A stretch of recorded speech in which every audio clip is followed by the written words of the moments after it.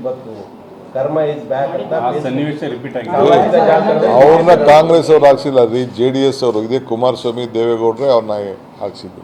Sir, ಈಗ ನಿನ್ನೆ ಮತ್ತೆ ಅಗೇನ್ ಲೋಕಾಯುಕ್ತ SIT ಅವರು ಕುಮಾರಸ್ವಾಮಿ ಅವ್ರ ಮೇಲೆ ಟ್ಯಾಕ್ಸ್ ಶೀಟ್ ಸಲ್ಲಿಸೋಕೆ ಮತ್ತೆ ಇದು ಮಾಡಿದ್ದಾರೆ ಸರ್. ರಾಜ್ಯಪಾಲರ ಅನುಮತಿ ಕೇಳಿದ್ದಾರೆ. ನನಗಿನ್ನ ಮಾಹಿತಿ ಗೊತ್ತಿಲ್ಲ, ಅದ್ರ ಬಗ್ಗೆ ತಿಳ್ಕೊಂಡು ಮಾತಾಡ್ತೀನಿ.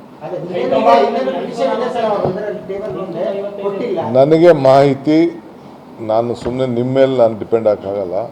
ನಾನು ಯಾರು ಕಣ್ಣಲ್ಲಿ ನೋಡಬೇಕು. ಬೇಕಾದ್ರೆ ಈಗ ಹೋಗೋಕ್ಕಿಂತ ಮುಂಚಿದಾಗ ಏನಾದ್ರು ದಾಖಲೆ ಇದ್ದು ಕೊಡಿ, ನೋಡ್ಕೊಂಡು ಮಾತಾಡ್ತೀನಿ. ನೋಡ್ರಿ, ನಾವು ಮಾತಾಡ್ಕೊಂಡಿದ್ದೀವಿ. ದೆಹಲಿ ಅವ್ರಿಗೆ ಪಾಪ ಅವ್ರಿಗೆ ಏನು ವಾಸ್ತವಾಂಶ ತಿಳಿಸ್ಬೇಕಲ್ಲ, ಅದಕ್ಕೆ ನಮ್ಮದು ಒಂದು ಹೋಗೋಣ ಅಂತ ಅಂದ್ಬಿಟ್ಟು ನಾವಿಬ್ಬರು ಮಾತಾಡ್ಕೊಂಡಿದ್ವಿ ಅಷ್ಟೇ. ವಿಚಾರದಲ್ಲಿ ಹೈಕಮಾಂಡ್ ಸಿದ್ದರಾಮಯ್ಯ ಅವರನ್ನು ಸಂಪೂರ್ಣ ಬೆಂಬಲ ಮಾಡಬೇಕು ಅಂತ ಸತೀಶ್ ಜಾರಕಿಹೊಳಿ ಅವರು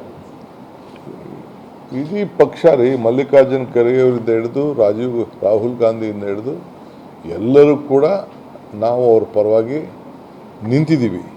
5 ವರ್ಷ ಅವರೇ CM ನಿಂತಿದ್ದೀವಿ ಅಂತ ಹೇಳ್ತಾ ಇದ್ದೀವಿ. 10 ವರ್ಷ ನಮ್ಮ ಸರ್ಕಾರ ಇರ್ತದೆ.